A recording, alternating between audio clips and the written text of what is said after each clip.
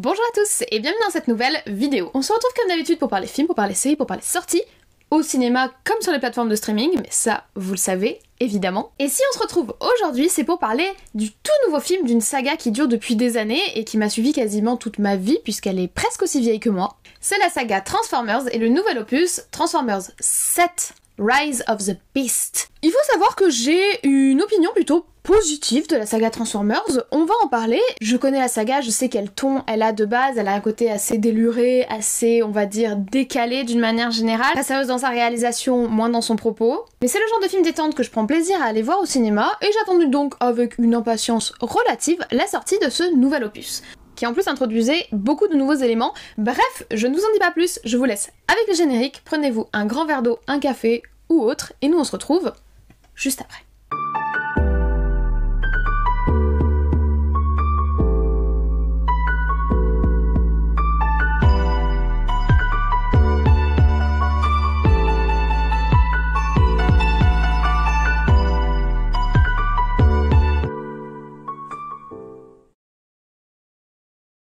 Alors, comme je vous l'ai dit, Transformers Rise of the Beast, ce 7e opus, est le tout dernier film d'une saga qui a commencé dans les années 2000, en 2007 plus précisément, et qui est le bébé d'un réalisateur dont on a déjà parlé sur la chaîne, Michael Bay. Michael Bay, on en a parlé l'année dernière pour son film Ambulance, c'est un réalisateur qui est assez particulier. Il vient du monde du clip musical et il a une façon assez spécifique de faire son cinéma et assez reconnaissable, il a une vraie identité cinématographique, on aime, on n'aime pas, ça après c'est autre chose, avec des plans très très courts, beaucoup de cuts, quelque chose de très dynamique, voire un petit peu épileptique, mais toujours assez fluide visuellement, puisqu'il aime bien les joujoux, il aime bien les accessoires, il utilise toujours la dernière caméra, dernier cri, la dernière technologie, le drone, le travelling, en gros dès qu'il peut utiliser de nouvelles méthodes pour pouvoir filmer ses scènes d'action qui sont ses scènes favorites, ses scènes phares, ses scènes signatures, il le fait et ça donne un cinéma très explosif, c'est le cas de le dire parce qu'il adore quand ça explose, hein, Michael Bay, que personnellement je trouve très généreux. C'est un cinéma d'action assez accessible généralement et très généreux. La dernière fois qu'on a donc pu le voir en salle c'était le film Ambulance, mais il a fait de très nombreux films, mon favori de lui étant The Island qui en plus a un propos très intéressant et c'est surtout le papa des premiers films Transformers. Le premier film est donc comme je vous l'ai dit sorti en 2007, il s'intitulait sobrement Transformers, il durait 2h24 et il a permis au monde entier de rencontrer les Autobots menés par Optimus Prime et certains de ses plus fidèles soldats comme Bumblebee qui combattent les terribles Decepticons, les deux étant des robots géants venus d'une planète lointaine, des aliens robotiques, capables de se transformer en tout appareil électronique ou mécanique, avec une préférence pour les gros cylindrés et les gros camions. Leur combat intergalactique finit par atterrir sur Terre et ils se retrouvent notamment à devoir coopérer avec Sam Witwicky, un jeune lycéen tombé par hasard sur une voiture qui se révèle être Bumblebee. Sam Witwicky, le héros de ce début de saga, est incarné par Shia LaBeouf, il est accompagné de Megan Fox qui va le suivre sur 2 films et qui est un petit peu le facteur sexy vulgaire du film, ce qui était un grand classique du cinéma de Michael Bay des années 2000-2010. Évidemment très influencé par la culture clip US des années 2000, Pussycat Dolls et autres, mais qui avec le recul aujourd'hui, voilà, c'est clairement pas le rôle qui lui a donné le plus de chances de montrer ses talents d'actrice, soyons honnêtes. Le premier film a en tout cas rencontré un vrai succès, il a énormément plu aux enfants, beaucoup de séries de jouets sont sorties en dérivés, imaginez des voitures qui se transforment en robots géants de la mort qui se battent avec des gros flingues et des épées. Et c'est donc tout naturellement que le premier film a connu une suite en 2009 qui s'appelle sobrement Transformers 2 La Revanche, et c'est donc la revanche des méchants contre les gentils, donc des Decepticons contre les Autobots. Ce film-ci dure 2h30, il se passe chronologiquement 2 ans après le premier film, Sam Witwicky part à la fac, il peut pas emmener sa voiture, c'est un peu la même problématique que Andy de Toy Story mais sous un autre angle, et le grand méchant finit par revenir, et les humains ils sont toujours pas francs du collier avec les Autobots. Pour le coup c'est loin d'être l'opus de la saga qui est le plus audacieux au niveau de son scénario, ou qui est le plus audacieux au niveau de ses propositions, c'est un film qui est sympathique mais que personnellement je continue encore à trouver plutôt ennuyant, c'est pas mon préféré de la saga. On continue avec en 2011 Transformers 3, c'est lors de cet opus que Megan Fox va quitter le casting, Shia LaBeouf lui est encore le héros Sam Witwicky, et ce troisième film de 2011 qui dure comme les précédents 2h30 va s'intituler Transformers 3 la face cachée de la lune, et je vous laisse deviner quel est le sujet du film. Oui, il y a des Transformers sur la face cachée de la lune, oui ça, c'est sûr que c'est pas très original hein. En effet on a retrouvé de l'autre côté de la lune, et c'est d'ailleurs pour ça qu'on a envoyé des hommes sur la lune, un ancien vaisseau Transformers dans lequel se trouvait Sentinel Prime, un des anciens Prime avant notre Optimus à nous. Ça va être une fois encore la perpétuation du sempiternel combat entre les Autobots et les Decepticons, avec une problématique relativement intéressante autour du personnage de Sentinel Prime et un léger développement de l'histoire et du lore des Transformers. C'est après ce troisième film que Michael Bay va annoncer qu'il souhaite continuer la saga Transformers mais qu'il ne désire plus travailler avec Shia LaBeouf, qu'il avait qualifié de géniard ou qu'il arrêtait pas de se plaindre. Enfin, en gros, leur collaboration n'est plus du tout fructueuse et on va donc avoir un changement d'acteur à partir du quatrième film qui sort en 2014, qui s'intitule Transformers 4, l'âge de l'extinction. Cette fois-ci, notre héros va être incarné par Mark Wahlberg, que personnellement j'aime beaucoup, qui est un spécialiste des films catastrophes, un peu SF à Roland Nanardesque, disons-le, qu'on a pu voir récemment dans le film Uncharted, enfin récemment l'année dernière. On retrouve aussi Stanley Tucci que personnellement j'aime beaucoup, dont on a parlé pour le coup très récemment puisqu'il était dans la série Citadel sur Prime Video que j'ai totalement arrêté. Je vous renvoie vers mes petits shorts pour en savoir plus, mais c'était pas fameux. Mais en tout cas, ce changement de casting fait du bien et rafraîchit un petit peu la saga, d'autant plus que l'âge de l'extinction ouvre la porte à de nouvelles intrigues pour l'univers des Transformers. Après la destruction de Chicago, les humains sont en totale rupture avec les Transformers, qu'ils soient Autobots ou Decepticons, ils sont chassés et traqués pour qu'on leur vole leur métal, car les humains ne rêvent que d'une chose, c'est récupérer la technologie de ces monstres de fer venus de l'espace. Mais ça ne va pas être aussi facile que ça, d'autant plus que Mark Wahlberg trouve dans un vieux cinéma un étrange camion très poussiéreux et un peu abîmé. Je vous laisse deviner qui c'est. Personnellement, j'ai beaucoup apprécié Transformers 4, il fait partie de mes favoris, je vous ai fait un petit short sur mes Transformers favoris si vous voulez aller voir pour vous annoncer la vidéo. Il fait partie de mes Transformers favoris parce que j'ai vraiment apprécié le rafraîchissement de casting, j'en pouvais plus de Shia LaBeouf, soyons honnêtes avec vous, c'est pas un acteur que j'apprécie particulièrement et je trouvais qu'en plus son personnage de Sam Witwicky était insupportable. On retrouve évidemment la patte de Michael Bay, mais le film a des côtés un petit peu plus contemplatifs où on essaye de faire des plans très spectaculaires mais pas trop cutés pour le coup. Ça permet un petit peu de dépoussiérer et d'aérer la saga, ce qui fait plaisir et ce qui ne va malheureusement pas suffire à faire de sa suite, le 5, un bon film. En 2017 sort en effet la suite donc des aventures de Mark Wahlberg et des Transformers, Transformers 5, The Last Knight, donc le dernier chevalier, et alors celui-ci on dirait une comédie. On dirait une sorte de satire des films précédents avec une introduction qui se passe au Moyen-Âge et une scène absolument absurde, des combats qui sont assez gratuits, disons-le. En soi, Transformers, ça a toujours été une saga qui frôlait le nanardesque et qui frôlait l'excessif, mais qui arrivait toujours, de par la technique qui était développée dans l'image, et également de par l'histoire et l'attachement qu'on créait quand même pour les personnages. Moi j'adore par exemple Optimus Prime, je trouve que c'est un chef super charismatique et je trouve que pour un robot c'est l'un des personnages les plus intéressants de la saga. Il arrivait quand même à composer des personnages et des relations entre les personnages qui étaient intéressantes et qui permettaient de compenser l'intrigue un peu faible et cliché. C'est plus trop le cas je trouve dans le 5e opus et on sent vraiment que la saga n'en peut plus, qu'elle est à bout de souffle et que Michael Bay n'a plus trop d'idées à part juste mettre des robots toujours plus gros avec toujours plus de pics et toujours plus d'épées. C'est un peu contrariant. Après le film reste sympathique, les backgrounds historiques qu'ils essayent de proposer sont drôles, rajoutent un petit peu au lore. On a quelques rares bonnes propositions visuelles, c'est dommage qu'il n'y en ait pas plus sur le film parce que pour le coup normalement la technique c'est le truc où tu sais que quand tu vas voir un Michael Bay c'est au point. Et clairement le film est plus proche de l'humoristique que du badass, ce qui était pourtant jusqu'alors la marque de fabrique des Transformers. Personnellement je pensais que c'était avec ce 5e film que la saga Transformers allait mourir, d'autant plus que Michael Bay a arrêté d'en produire et que c'était lui le papa de la saga, mais non, un an plus tard, en 2018, sort un nouveau film, le film Bumblebee, qui nous propose de revenir très longtemps en arrière dans le temps, au moment où Bumblebee est arrivé sur Terre. Ce film est réalisé par Travis Knight, qui a travaillé sur des films comme Kubo, comme Coraline, ou encore comme L'étrange pouvoir de Norman, qui sont des films en stop motion que j'apprécie énormément, donc c'était assez intriguant comme proposition, et honnêtement, j'ai beaucoup apprécié le film. Le fait de nous présenter un Bumblebee complètement perdu qui arrive sur Terre et qui va être recueilli par cette jeune adolescente qui est un petit peu mécanicienne à ses heures perdues, la relation qu'ils développent ensemble, et surtout cette espèce de parenthèse dans la vie de Bumblebee, j'ai trouvé ça très intéressant. Le film n'avait plus la patte Michael Bay, c'est sûr, mais restait très dynamique et très visuel. Pour compenser la disparition du surcutage à la Michael Bay, il faisait faire beaucoup de choses à Bumblebee, lui donnait un côté très théâtral avec beaucoup de pirouettes, beaucoup de gestuels. C'était franchement assez sympathique. Donc en soi, je m'attendais à ce que la saga Transformers n'ait plus grand chose à m'apporter, mais j'ai été réellement surprise par ce film de 2018 qui, je l'ai appris par la suite, annonçait un reboot complet de toute la saga. Car oui, Michael Bay n'étant plus aux commandes, le concept des Transformers persiste, les gentils, les méchants, leur planète, leurs problématiques, mais il semblerait qu'il souhaite recommencer depuis le début remettre l'histoire à zéro et nous raconter une autre aventure avec ces robots géants venus de l'espace. Et si le film Bumblebee était un précurseur de cette idée, ce 7e film qui vient de sortir cette semaine au cinéma vient nous confirmer que l'histoire a complètement changé. Que dire de ce 7e film Transformers Rise of the Beast?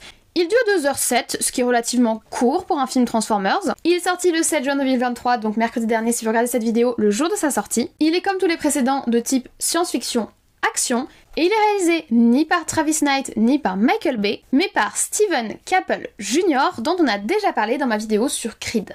En effet, si Steven Caple Jr. a avant travaillé sur des épisodes de séries et réalisé des films, on va dire, plus obscurs au grand public, s'il s'est fait connaître, c'est grâce au film Creed 2, puisque c'est lui qui avait remplacé pour ce film Sylvester Stallone, qui est d'abord pressenti pour la réalisation et qui a finalement été écarté du projet. Le film et la saga Creed, je vais pas revenir dessus, si vous voulez en savoir plus, il y a une vidéo complète sur la chaîne où en plus je vous donne mon avis sur le dernier opus, le 3, qui est sorti cette année. Mais en tout cas, ça a été pour ce jeune réalisateur un tremplin extrêmement important qui lui a permis d'être choisi pour ce nouveau projet Transformers. Et il n'y a pas que la réalisation qui a changé, il y a également le casting, puisque le préquel Bumblebee n'introduisait pas de personnages humains durables, mais on retrouve bien évidemment nos figures iconiques des Autobots, qui sont cette fois-ci aux côtés de Anthony Ramos. Anthony Ramos, il s'est fait connaître grâce aux musicals Hamilton. Je sais pas si vous en avez entendu parler, c'est un énorme phénomène aux États-Unis. J'ai pas du tout accroché, mais les comédies musicales c'est pas mon truc, donc je suis pas vraiment très douée pour juger ce genre de choses. Et il partage l'affiche avec Dominique Fishback. On a pu la voir en 2018 dans le film The Hate You Give. Donc à l'inverse des précédents films où on avait quand même des têtes d'affiche assez majeures, les précédents films de Michael Bay, cette fois-ci nous avons deux jeunes acteurs pour qui c'est la première grosse production appartenant à une saga aussi populaire. Si nous avons des changements au niveau du casting et du réel, nous avons aussi des changements au niveau du synopsis, puisque cette fois-ci, en plus des Autobots et des Decepticons que nous connaissons,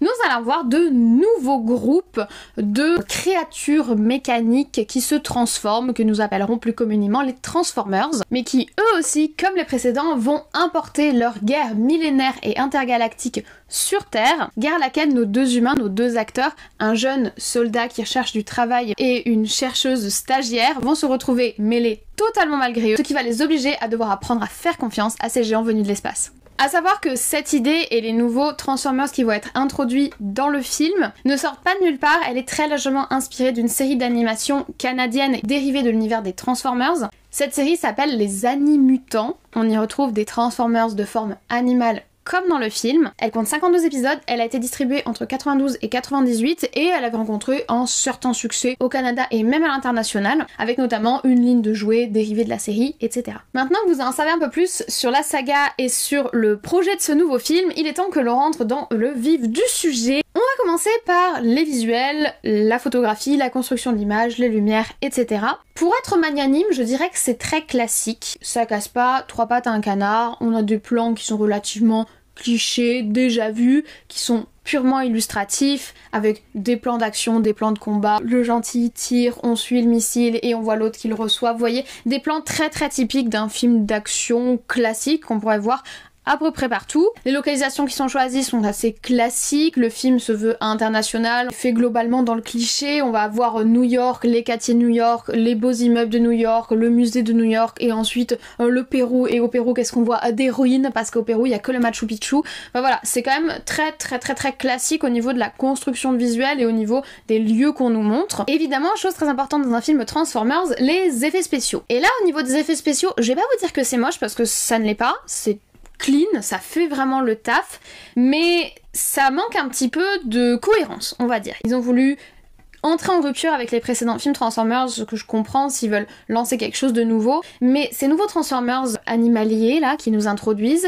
et il y a plusieurs trucs qui m'ont profondément gêné au niveau de la cohérence en fait des bestioles. Vous allez me dire, oh la cohérence de machin qui se transforme en voiture, ben étonnamment jusqu'alors c'était plutôt bien fichu leur truc, ce qui fait que chaque pièce du corps d'un Transformer pouvait être un élément du véhicule dans lequel il se transforme lorsque il est sous sa forme camion ou bagnole. Là, ils nous proposent des Transformers, donc des créatures de métal qui fonctionnent à l'énergone, cette fameuse énergie qui fait tourner tous les Transformers, et qui ont de la peau, et qui ont des poils, et qui ont un bec. Quand on repense par exemple à Transformers 4, l'âge de l'extinction, où apparaissent donc des Transformers dinosaures, les Transformers dinosaures ils sont également entièrement en métal. Et justement c'était intéressant de montrer une sorte d'opposition mais aussi de miroir entre les espèces biologiques que nous sommes, où on a eu des dinosaures, on a des animaux et on a des bipèdes humains, et les Transformers qui auraient un petit peu le même écosystème mais version mécanique. Là pour le coup le choix qu'ils ont fait m'a beaucoup perturbé, en plus de pas être très très beau visuellement, parce que du coup il y a des espèces d'effets de, je pense au visage de l'aigle oiseau là, il y a des espèces d'effets étranges autour du bec, autour des plumes, ça fait un petit peu Frankenstein on va dire, tu comprends pas pourquoi il y a des morceaux de peau qui dépassent à certains endroits et pas à d'autres. En plus au niveau du Transformers gorille, les poils sont vers l'intérieur, on dirait quelqu'un qui porte une peau, genre un espèce de cuir retourné, plus que la peau d'un animal. Enfin bref, il y a certains choix au niveau des effets spéciaux et au niveau du caractère design qui sont un petit peu étranges. Et j'aimerais tout de même parler de l'irrespect qui a été fait du Transformers Rhinocéros, c'est le seul qui parle pas, je sais pas pourquoi. Donc de ce côté-là, j'avoue que j'ai pas été très emballée. Je m'attendais vraiment à des animaux mécaniques et on est plutôt sur quelque chose vraiment sur des biomutants. Dans l'entre-deux, c'est assez particulier, disons-le. Le second point au niveau visuel, et je suis désolée, je vais être obligée de le dire, Michael Bay me manque. Michael Bay, il a vraiment imprimé très fortement son identité dans la saga Transformers et dans la façon dont se concevait le Transformers, dans la construction visuelle des Transformers. Il y a l'aspect effets spéciaux comme on vient de dire, là ils entrent un petit peu en rupture, je comprends ce qu'ils veulent faire, même si pour moi c'est pas très abouti.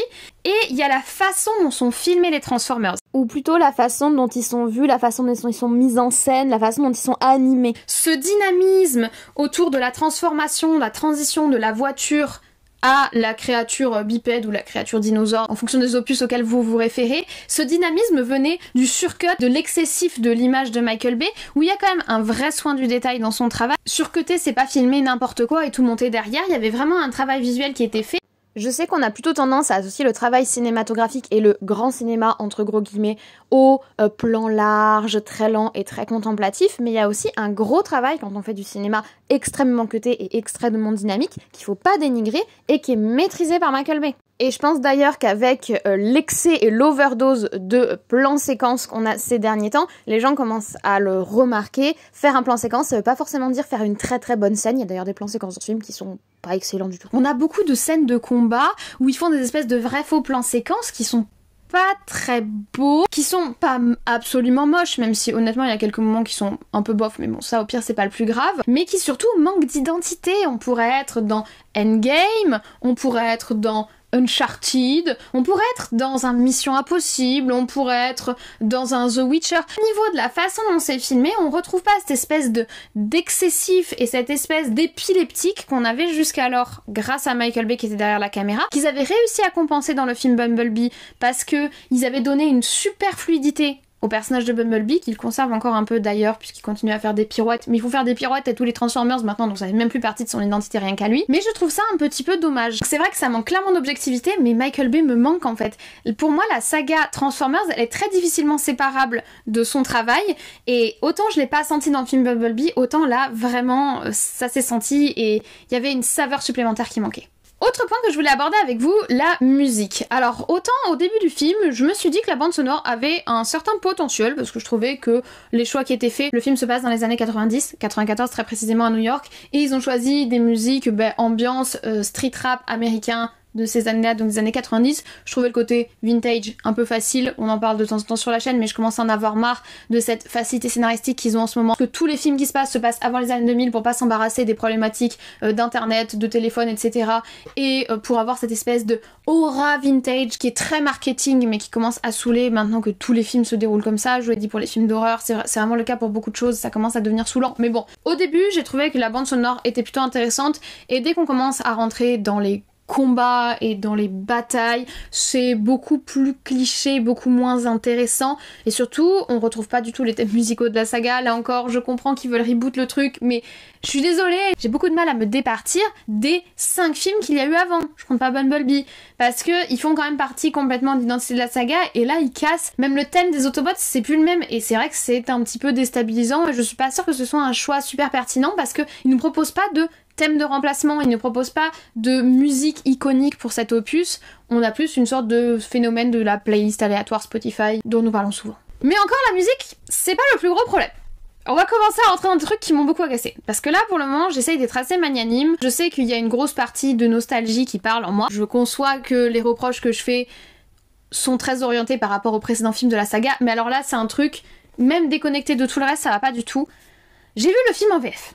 J'ai vu le film en version française, je suis allée le voir en avant-première, j'avais donc pas le choix, l'avant-première était projetée en version française, et oh mon dieu! Oh c'était horrible. C'était ridicule. Donc déjà, les nouveaux Transformers, ils ont des noms.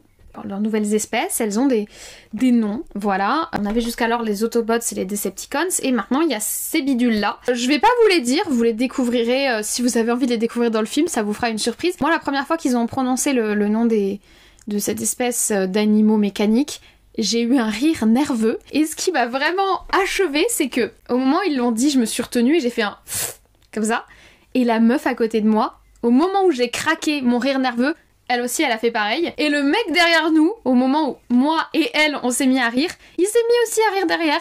Et tous les trois, pendant le film, on se connaît pas, hein, je connais pas les gens qui avaient à côté de moi, tous les trois pendant ce film, chaque fois qu'ils prononçaient les noms du groupe des méchants et les noms du nouveau groupe des méchants et du nouveau groupe des gentils, on se retenait, on pouffait de rire parce que c'était des rires nerveux, on se retenait de rire. C'était très mauvais choix. Pour le coup, je sais pas si c'est spécifique à la VF ou si c'est aussi le cas dans la VO, mais alors, rien que pour ces noms-là, ça va pas. Mais alors en plus, il y a un autre truc qui est absolument insupportable, c'est que au niveau du doublage, alors déjà le doublage est pas incroyable, mais bon, la voix d'Optimus Prime passe, elle a toujours une voix très caverneuse, très charismatique, etc.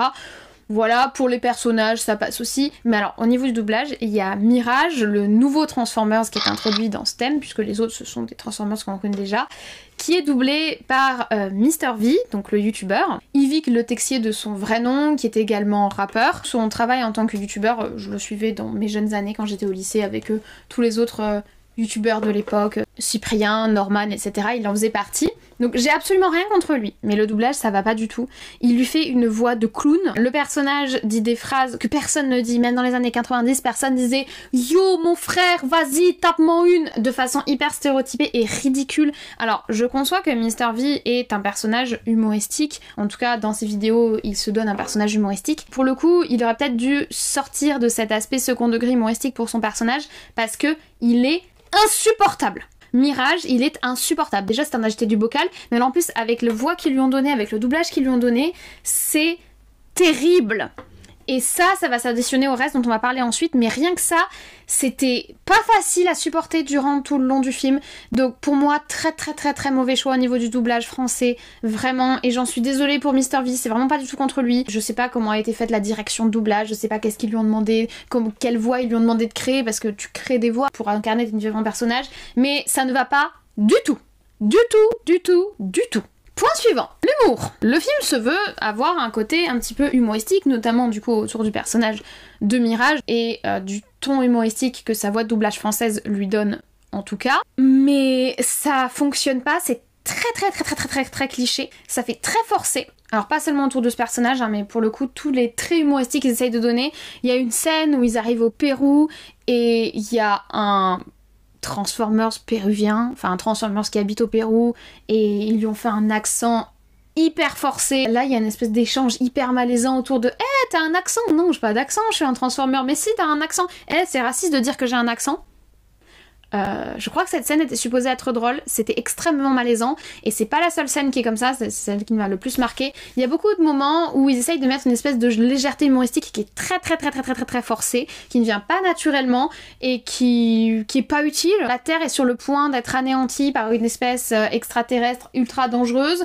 il faut sauver le monde. Pourquoi t'as besoin de constamment détendre l'atmosphère? On est vraiment sur un phénomène Marvel Phase 4 que je désapprouve très fortement. Les gars, ne vous inspirez pas des films Phase 4 de Marvel, ne vous inspirez pas de She-Hulk, ne vous inspirez pas de Thor 4, c'est pas un bon exemple. Mauvaise idée. Donc non, au niveau de l'humour, ça va pas du tout. Ils auraient juste dû totalement s'abstenir et pas en mettre. Voilà, je pense que ça aurait été bien mieux. Les Transformers, avec le côté cliché qu'ont certains Transformers au niveau de leur apparence, ont toujours un espèce d'aspect un petit peu second degré. Le principe même du Transformer a ce côté vaguement nanardesque, comme on l'a évoqué avant quand on parlait de la saga. Donc il n'y a pas besoin de rajouter un humour de forcing insupportable derrière. C'est pas utile.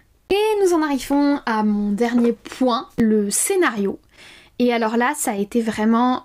Déjà, le reste, il y avait des trucs qui allaient pas, des trucs qui collaient pas au niveau du lore, au niveau de ce qu'ils proposent sur les nouvelles créatures, le nom qu'ils ont donné à leur bestiole, c'était pas ouf, l'humour, c'est pas ça, le doublage était pas génial, mais alors le scénario, je crois que c'est vraiment le truc qui achève, parce que le film réussit à être à la fois cliché, prévisible, inintéressant au possible, et ridicule.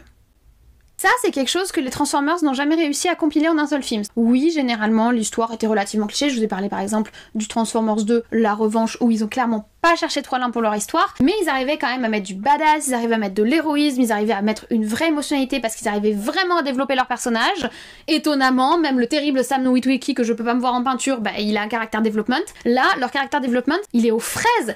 Toutes les scènes où on en apprend plus sur les personnages, c'est du forcing. La scène où ils sont dans l'avion et ils discutent de leur famille et de leurs parents, c'est du forcing. Le truc qui rentre au forceps dans ton crâne. Tout le début du film, c'est un très long passage de pathos autour du racisme des années 90 aux États-Unis. Un sujet grave qu'il faut traiter, qu'il faut évoquer, mais est-ce que c'est un sujet qui a forcément sa place en introduction d'un film fun où des bagnoles se transforment en robots géants de l'espace? Est-ce que c'est vraiment ça que tu veux nous donner comme identité pour ton nouveau personnage principal, le nouveau personnage que tu souhaites introduire à ta saga, et le nouveau personnage que, d'après la scène post-générique, tu souhaites faire durer? Est-ce que c'est ça que tu veux nous dire sur ce personnage? Vraiment, t'es sûr de toi?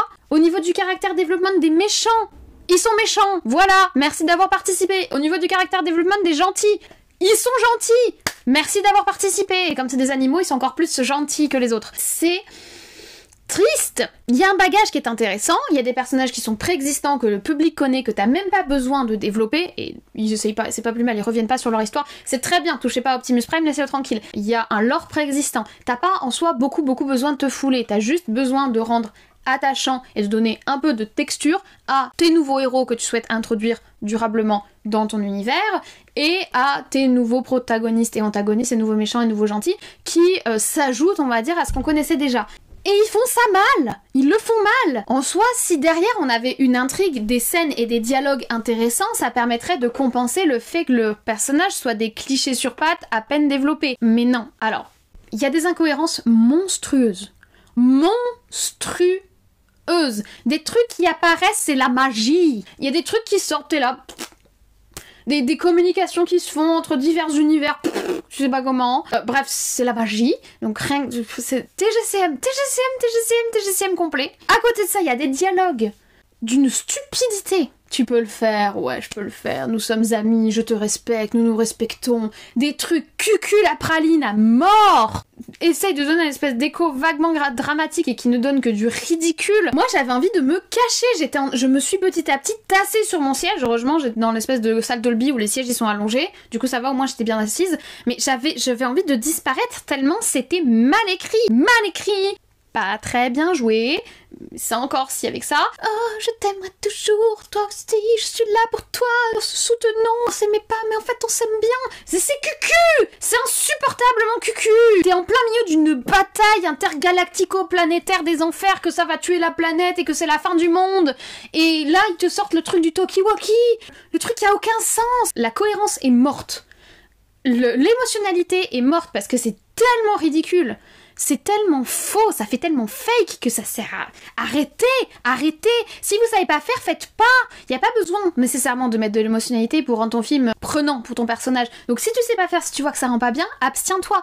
Et vraiment, les dialogues sont atroces. Alors, je l'ai vu en VF, je le rappelle. Donc je sais pas si ça vient de la traduction ou du film original, mais vu comment sont conçues les scènes, je suis pas sûre que ce soit méga beaucoup mieux dans le film original. Les petits détails que je vous ai donnés avant, plus le fait que le scénario soit ridicule, le pathos gratuit qu'ils nous ont fait, qui est quasiment la seule définition de personnage qu'ils ont fait, et qui en plus verse dans le cliché, et cette espèce de version française, j'espère honnêtement que c'est pas pareil dans la VO, mais vu que les scènes ont cette ambiance un peu cucul à praline, j'ai peur que si, ça fait que le résultat est malaisant, pas du tout au sens positif du terme, s'il y a un sens positif du terme malaisant. J'ai pas été emportée, j'ai pas trouvé ça épique, j'ai pas trouvé ça galvanisant, j'ai pas trouvé qu'il y avait ce côté-là parce qu'il venait tout le temps gâcher les potentielles emphases qui pouvaient se créer par des incohérences scénaristiques, des incohérences dans leur lore, des trucs qui s'expliquent pas, des explosions très mal placées, parce qu'ils ont voulu copier un petit peu le style Michael Bay, ils ont voulu mettre des explosions derrière leur personnage,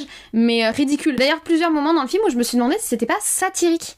Les noms des deux équipes, plus les explosions ridicules qui sortent à des moments, je me suis dit, ah, peut-être que le film se donne un petit ton un petit peu satirique, mais vu les thématiques sociales qu'ils ont voulu accoler à leur personnage, je pense pas que c'était satirique. Ou alors c'est de la satire vraiment très osée, dirons-nous, donc je pense pas. Voilà, quand j'en arrive pendant un film à me demander si c'est satirique, c'est qu'il y a un problème. Soit c'était satirique et vous avez pas mis le curseur au bon endroit, ce qui fait qu'on le comprend pas totalement, soit c'est pas satirique et dans ce cas-là c'est ridicule. Et nous en arrivons à notre bilan. J'ai pas passé un bon moment. Donc je vais essayer quand même d'être magnanime dans le bilan, mais je pense que vous l'avez compris, le film m'a crispé, le film m'a déplu, j'ai vraiment pas passé un moment agréable, j'ai pas trouvé que le nouveau lore qu'ils essayaient de développer, ils s'y prenaient bien. Pour moi c'était farfouillis, ils sont pas allés dans le détail, ils ont pas cherché à vraiment créer quelque chose, ils se sont juste dit on va refaire un film Transformers et YOLO, et ils y sont allés dans tous les sens avec beaucoup de ta gueule c'est magique, beaucoup de gratte-pas sous la surface parce qu'en fait notre projet il est pas solide. Clairement, on sent que le film il a pas du tout les reins solides, le film ne sait pas vraiment exactement où il va, du coup il verse dans la facilité, dans le cliché constamment, il verse dans le pathos et il verse dans l'émotion cuculapraline, ce qui n'enrichit pas du tout le scénario, déjà très faible. C'est dommage, et encore je vous ai pas parlé du cliché de la fête péruvienne, on arrive dans un autre pays pour récupérer un artefact et oh, justement, c'est la fête du village. Mon Dieu, j'en peux plus de ça, je n'en peux plus. Ces archétypes dans lesquels ils s'inscrivent quand ils ont pas d'idée, c'est fatigant. Après, en soi, je peux totalement comprendre qu'on passe un peu au moment devant le film si on se débranche totalement, si on réfléchit pas, si on n'est pas forcément des adeptes de la saga précédente, si on n'aimait pas forcément le style Michael Bay dans les films précédents, si on veut juste du fun et que l'humour un petit peu ridicule et que les scènes un peu clichés vous dérangent pas, je pense qu'on peut passer un moment très très chill devant le film. Mais là, pour le coup, je trouve que dans la saga Transformers, il y avait ce truc en plus qui était que ça avait un petit côté nanardesque, un très gros côté exagéré et un très gros côté absurde, mais ça arrivait quand même à se tenir. Les mecs, ils ont réussi à mettre des robots géants avec une épée, chevauchant des dinosaures, le tout se transformant en bagnole, et que ça se tiennent quand même un minimum. Et ça, c'était une espèce de magie inexplicable qu'il y avait dans les précédents films, qui commençaient clairement à s'effriter sur le Transformers 5. Ils avaient commencé quand même à trop tirer sur la corde, il faut le dire. Malheureusement, c'est quelque chose que nous n'avons pas dans ce nouvel opus, et j'ai passé un très mauvais moment. Voilà. Donc est-ce que je vous le recommande ? Pas forcément. Si vous voulez vraiment passer un moment très léger et très chill, why not? Je vous recommande pas du tout la VF par contre, donc si vous allez le voir, si vous faites le déplacement, allez le voir plutôt en VO.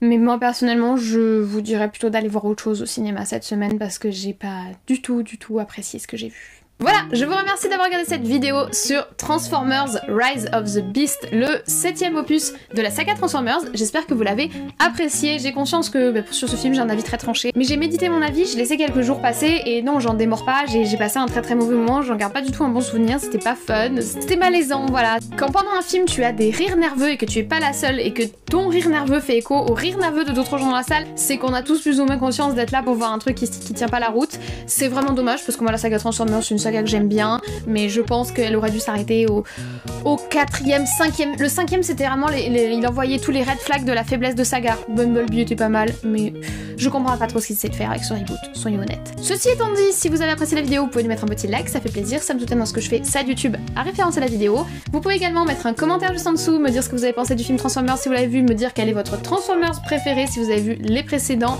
me dire si vous aimez le cinéma de Michael Bay, me dire si vous aimez la saga Transformers d'une manière générale. Dites-moi tout en commentaire, je les lis tous et j'y réponds quand j'en ai le temps. Et si ce n'est pas encore le cas, vous pouvez également vous abonner, c'est gratuit, c'est juste en dessous, ça fait plaisir et ça me soutient également dans ce que je fais. D'ailleurs, on a passé les 9000 abonnés hier au moment où j'enregistre cette vidéo et ça fait trop plaisir. Merci beaucoup, merci, voilà, je vais pas m'étendre là-dessus, mais merci beaucoup. Moi, je ne vous embête pas plus, je vous souhaite dès à présent une très bonne journée, une très bonne semaine, de très bon visionnage. Peut-être Transformers Rise of the Beast, mais je sais pas si on peut parler de bon visionnage dans ce cas-là. Surtout, prenez soin de vous et nous on se dit comme toujours, à très vite.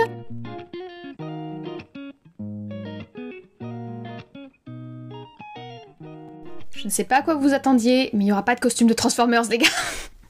C'est des skills que je n'ai pas, ça dépasse mes compétences, ça dépasse totalement mes compétences. Non, pas de tenue Transformers, pas de tenue thématique non plus, j'ai même pas de t-shirt Transformers et j'ai pas envie d'en avoir, donc ce sera pas... C'est pas en option, voilà. Donc non, désolée pour la déception, j'espère qu'il n'y en a pas certains qui s'attendaient à ce que j'ai un costume Transformers. Sérieusement, c'est surestimer mes capacités à ce niveau-là. J'espère que vous allez bien, voilà. Moi je suis allée au cinéma voir Transformers et vous avez vu la vidéo, donc je pense que vous pouvez en déduire mon état. Non, en vrai, je me suis donné 2 jours pour digérer, pour voir si j'étais moins... dure.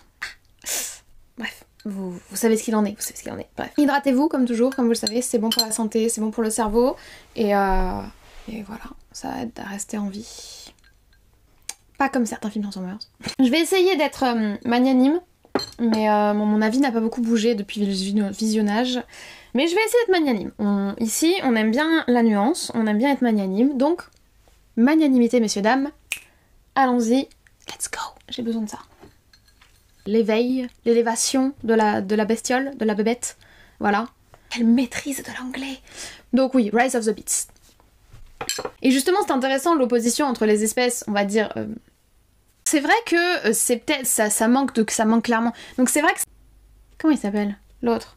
Qu'est-ce qu'on, je veux dire leur, c'est du insupportable ce Transformer là. Et nous en arrivons au scénario. Des aliens biomécaniques, c'est juste la magie. D'une stupidité, aucun sens, atroce, c'est atroce, leurs échanges sont atroces. Ou alors c'est de la satire très noire, c'est de l'humour très noir. Si on veut juste du fit and fun, je sais pas ce que...